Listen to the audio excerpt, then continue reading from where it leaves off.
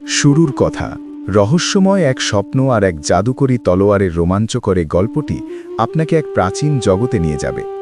শেষ পর্যন্ত পড়ুন কিভাবে এক সাধারণ কিশোর নিজের সংকল্প আর বীরত্ব দিয়ে একটি গোটা সাম্রাজ্যকে রক্ষা করল।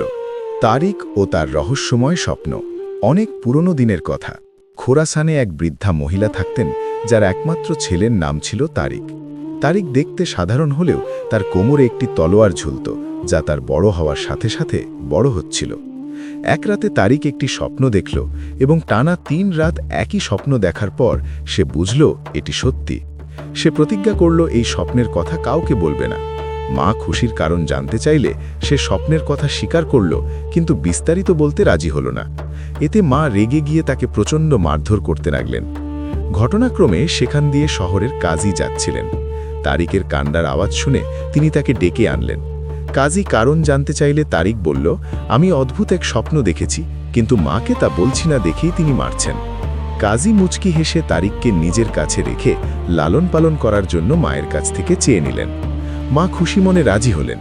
পথে কাজী তারিককে স্বপ্নের কথা জিজ্ঞেস করলে সে তাকেও বলতে অস্বীকার করে। কাজী মনে করলেন বাড়ি গেলে ঠিকই বলবে, কিন্তু বাড়ি পৌঁছে কাজীর ৩ মেয়ে তাকে স্বপ্নের কথা জিজ্ঞেস করলে সে না করে দেয়। সবচেয়ে ছোট মেয়েটি যখন খুব বেশি জেদ করতে লাগল, তখন তারিক রেগে গিয়ে তাকে চোর মেরে বসল।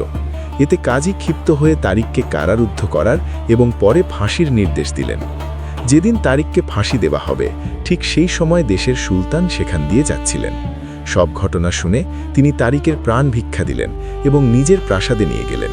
সুলতান ভেবেছিলেন তার মেয়ে রাজকুমারী মনিজা বুদ্ধিমত্তা দিয়ে তারিকের পেট থেকে কথা বের করতে পারবে, কিন্তু রাজকুমারী মনিজা যখন বারবার স্বপ্নের কথা জিজ্ঞেস করতে লাগল, তারিক তাকেও চড় মেরে বসল, যাতে রাজকুমারীর নাক দিয়ে রক্ত ঝরতে লাগল। সুলতান রেগে গিয়ে একটি উঁচু মিনার তৈরি করে তারিককে সেখানে বন্দী করলেন। তবে রাজকুমারী গোপনে মিনারে একটি জানালা বানিয়েছিল, যা দিয়ে সে প্রতিদিন তারিককে খাবার ও পানি দিত। কিছুদিন পর এক মঙ্গল দূত সুলতানের দরবারে এসে খাংড়ার ৩টি লাঠি দিয়ে মঙ্গল খানের বার্তা দিল। কোন লাঠিটির গোড়া, কোনটি মাঝের আর কোনটি আগা তা বলতে না পারলে যুদ্ধ হবে। সুলতান চিন্তিত হলে রাজকুমারী মিনারে গিয়ে তারিককে সব জানালো। তারিক সমাধান দিল, লাঠিগুলো পানিতে ফেললে যেটা ডুবে যাবে সেটা গোড়া, যেটা ভাসবে সেটা আগা, আর যেটা মাঝখানে থাকবে সেটা লাঠির মাঝের অংশ। সুলতান এই উত্তর দিয়ে বিপদ এড়ালেন। এরপর মঙ্গল খান একই রঙের ৩টি মুরগির বাচ্চা পাঠিয়ে জানতে চাইল কোনটি সকালে, কোনটি দুপুরে আর কোনটি সন্ধ্যায় জন্মেছে।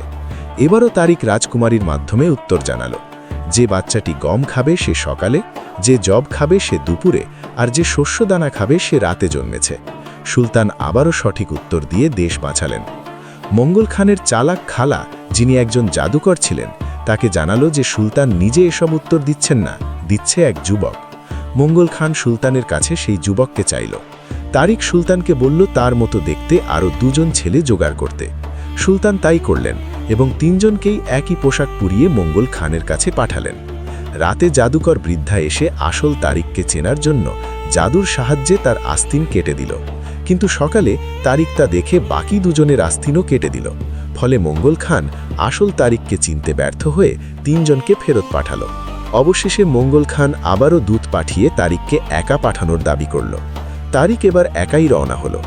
মঙ্গল খানের প্রাসাদে পৌঁছতেই সেই জাদুকর বৃদ্ধা তাকে হুমকি দিল, কিন্তু তারিকের জাদুকরী তলোয়ার বিদ্যুতের মতো নিজে থেকে খাপ খেকে বেরিয়ে মঙ্গল সিপাহীদের গাজর মূলোর মতো কাটতে শুরু করল এবং জাদুকর বৃদ্ধার নাক কেটে দিল।